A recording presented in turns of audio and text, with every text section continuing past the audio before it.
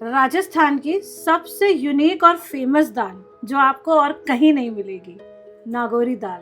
चलिए सीखते हैं इसका प्रोसेस। तो चलिए शुरू करते हैं। सबसे पहले एक बर्तन ले लें, उसके अंदर आधा कप के करीब आप डाल दीजिए साबुत मसूर की दाल, 1/4 कप चने की दाल और यहाँ लगभग 20 ग्राम मैंने लिया है कसूरी मेथी। वेट करके ले लें या 2 बड़े चम्मच ले लें। इन सभी में पानी डाल के भिगोने रख दीजिए लगभग आधा घंटा। जब हमारी कसूरी मेथी अच्छे से क्लीन हो जाएगी, साफ़ हो जाएगी, तब हम इसे यूज़ करेंगे। और दाल को 2 से 3 पानी आप धो लीजिए और 15 से 20 मिनट इसे गलने दीजिए।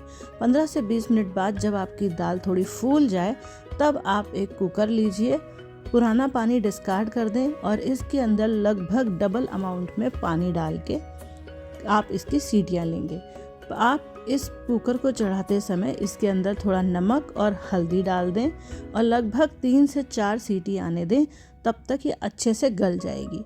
चलते हैं नेक्स्ट प्रोसेस में। यहाँ मैंने कढ़ाई ली है, 3 चम्मच के करीब मैं मस्टर्ड ऑयल यानी सरसों का तेल डाल रही हूँ। तेल को अच्छे से गर्म होने दीजिए और जैसे ही आपका तेल अच्छा गर्म होने लग जाए तब आप इसके अंदर तड़के के अंदर डाल दीजिए जीरा।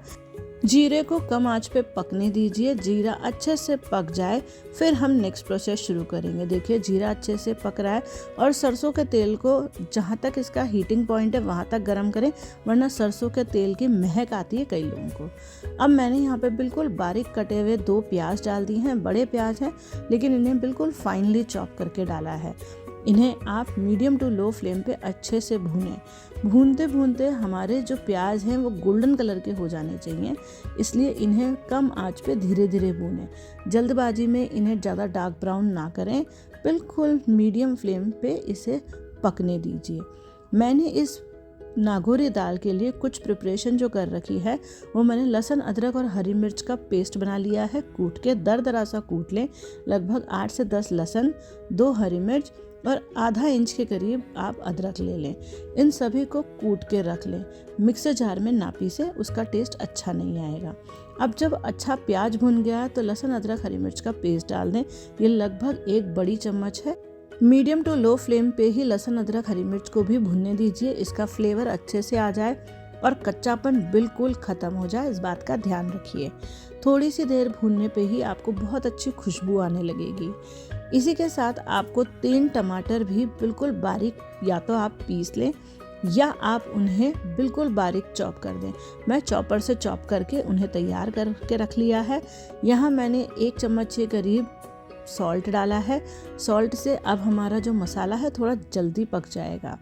जैसे ही आपका लहसुन, अदरक, हरी मिर्च, प्याज बिल्कुल अच्छे से पक जाए, गोल्डन कलर आ जाए, तब आप इसके अंदर बिल्कुल महीन चॉप किए हुए अपने टमाटर डाल दीजिए। यहाँ मैंने 3 मीडियम साइज़ के टमाटर लिए थे। खटाई अच्छी होनी चाहिए, तब दाल बहुत अच्छी बैलेंस होगी और टेस्ट बहुत अच्छा आएगा। ये जो दाल है नागौरी दाल, ये बहुत डिफरेंट स्टाइल से बनती है, लेकिन इसमें सिर्फ मेजरमेंट्स का ही सारा खेल है। यहाँ पे मैंने लगभग 1 चम्मच के करीब लाल मिर्च पाउडर, आधा चम्मच हल्दी पाउडर, 2 चम्मच धनिया पाउडर डाल दिया है। बिल्कुल बेसिक मसाले डलेंगे। इन बेसिक मसालों को टमाटर के साथ भुनने दीजिए। टमाटर के साथ सारे ही मसाले अच्छे से भुन जाएं तो ये तेल रिलीज़ करेगा। नमक मैं पहले ही डाल चुकी हूँ और दाल में भी हमने थोड़ा नमक डाला है। तो अब इसे अच्छे से भुनने दीजिए लो टू मीडियम फ्लेम में। अगर आपको लगे आपका मसाला नीचे चिपक रहा है तो थोड़ा सा पानी आप डाल सकते हैं। क्योंकि मेरा टमाटर बिल्कुल अच्छे से महीन बारीक है तो मुझे पानी की ज़रूरत नहीं है। टमाटर अपने आप अपना वाटर रिलीज़ करेगा और धीरे धीरे ही अच्छे से पकने लगेगा। इसे मैं लगातार चलाती जा रही हूँ और अच्छे से भूनती जा रही हूँ। अब हम यहाँ पे भीगी हुई कसूरी मेथी डाल देंगे। थोड़ी मेथी फूल चुकी है और उसका डस्ट भी निकल गया है। ये जो कसूरी मेथी थी ये रोस्टेड नहीं थी। इसे सिर्फ आपको 20 मिनट भिगो के रखना है। इसका जो फ्लेवर है बहुत इन्हांस हो जाएगा। भीगी हुई कसूरी मेथी बहुत अच्छा टेस्ट देती है और जब धीरे धीरे मसाले के साथ उसे आप भूनेंगे तो उसका जो फ्लेवर है बहुत डोमिनेटिंग आएगा।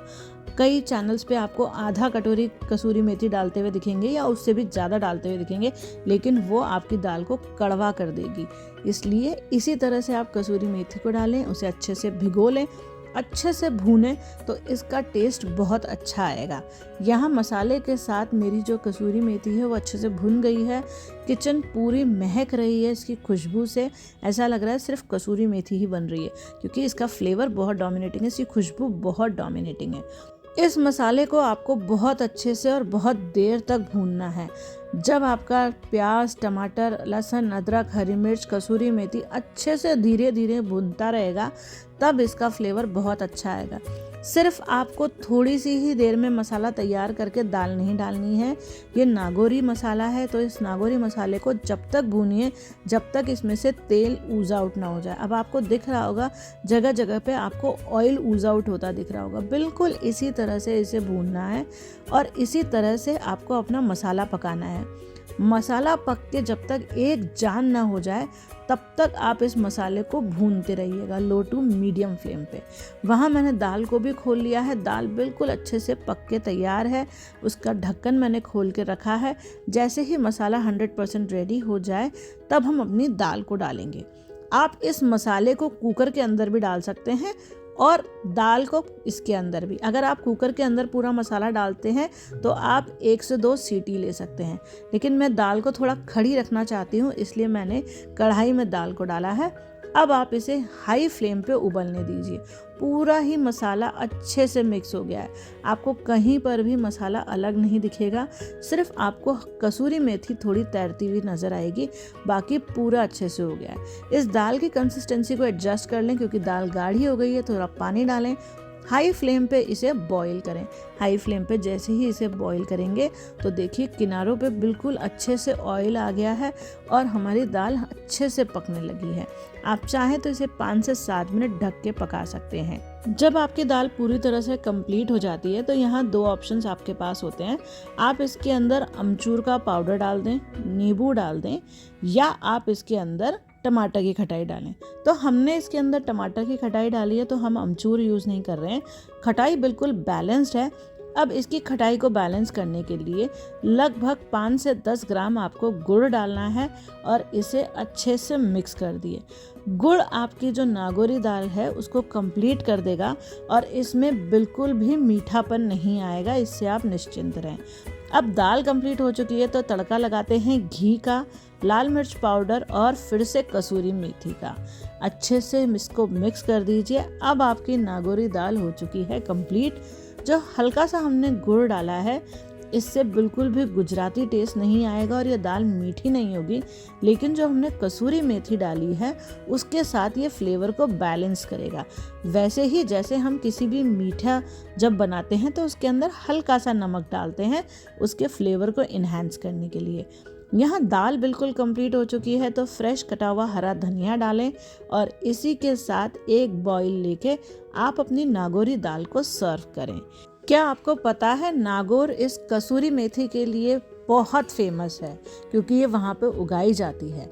सेकेंडली वहाँ की केर सांगरी भी पूरे ऑल ओवर इंडिया में मशहूर है और वो एक्सपोर्ट क्वालिटी की होती है। वहाँ के गट्टे, सूखे गंवार की सब्जी और मिठाई में मालपुआ भी उतने ही फेमस है।